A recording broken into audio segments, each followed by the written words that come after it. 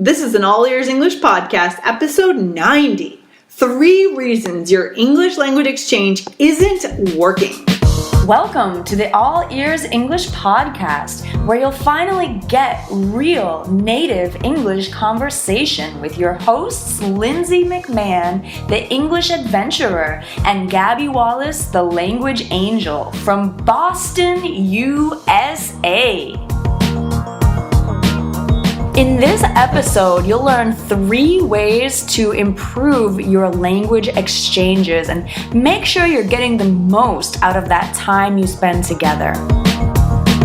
Hi, Gabby. How are you today? Hey, Lindsay. I'm good. How are you? All right. So today we're talking about language exchanges, and we always recommend language exchanges to our listeners. Yeah. Why do we recommend language exchanges? Oh, it's a great way to practice. It's a great way to learn about the language and the culture from a real person. Exactly. And the coolest thing is that language exchanges are free.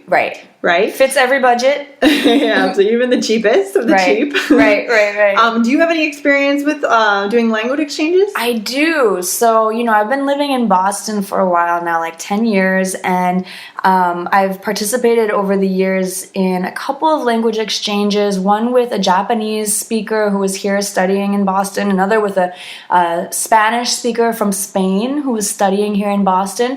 And the thing is, since they were here in Boston studying in college, their English was like pretty fluent. So it was really good, much better than my Spanish and certainly much better than my Japanese. They were both really great experiences and we got along. They were very friendly. I feel like it was a positive experience.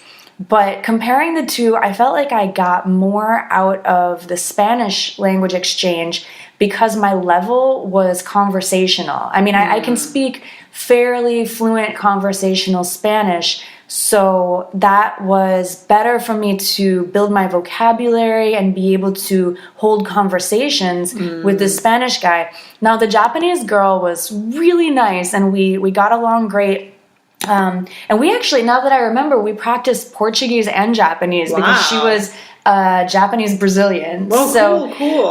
But it wasn't confusing. It was cool. But my Japanese is kind of beginner, so I feel like it was difficult to have that true exchange. Yeah. I really needed to work more on my own first to get a grasp of the language. So you definitely have to be at a certain level, maybe intermediate. I think so. That's conversation. That's my experience. Yeah, sure. And I've had a lot of language exchanges too. And so today for this episode, we put together the top 3 mistakes that you're probably making with your language exchange. Yeah. And those would be the reasons that it's not working. Yeah. So what's the first mistake that people are making, Gabby? Well, the great thing about having a language exchange is it's not like a regular class. You don't have a set time and place, so you can make the meeting flexible. But that's also a bad thing because you need that consistency. You need that regular meeting. So one of the biggest mistakes is you don't set a regular meeting time and place. You should try to keep the same time and same place. You can make it fit your schedule, but, make it consistent. Absolutely. And the second one is that you are not as motivated as your partner or vice versa. Vice versa means the opposite situation. Your partner is not as motivated as you. I think you and your partner need to be at the same level of motivation. And it also helps if you're more or less at the same level in the language. Because you don't want one person to have to be super patient and the other to not have to be as patient. You want to return the favor both ways. And like you said, it's helpful to be at the intermediate level or above.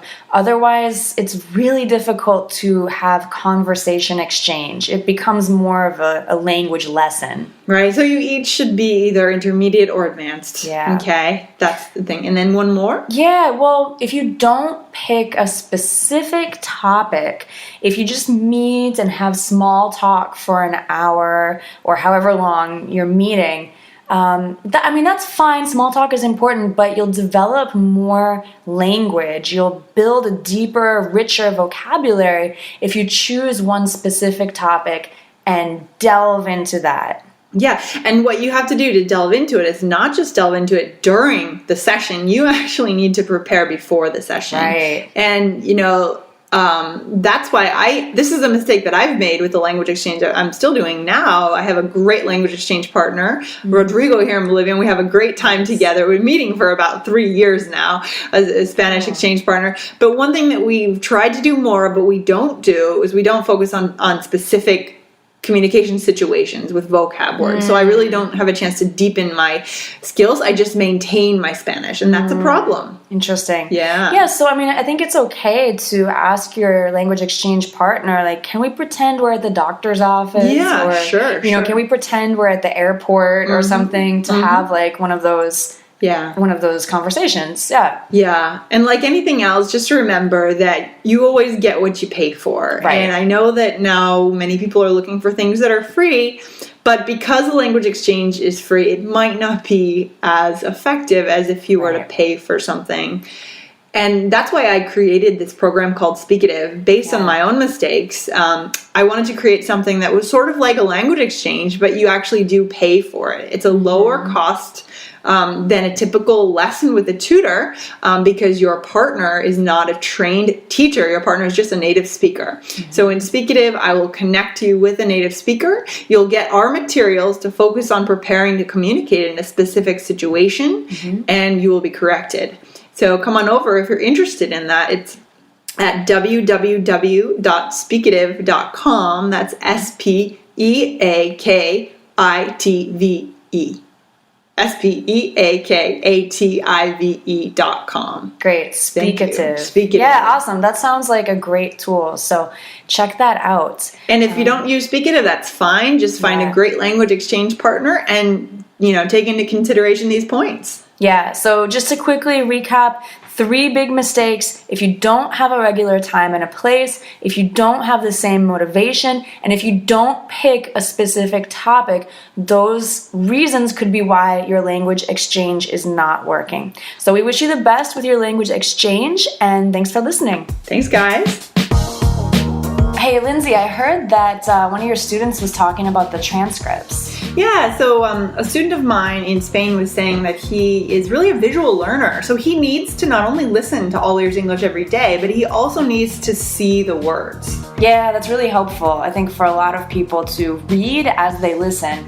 So yeah, we wanted to remind you that we have the transcripts available at our website, www.allearsenglish.com/conversations.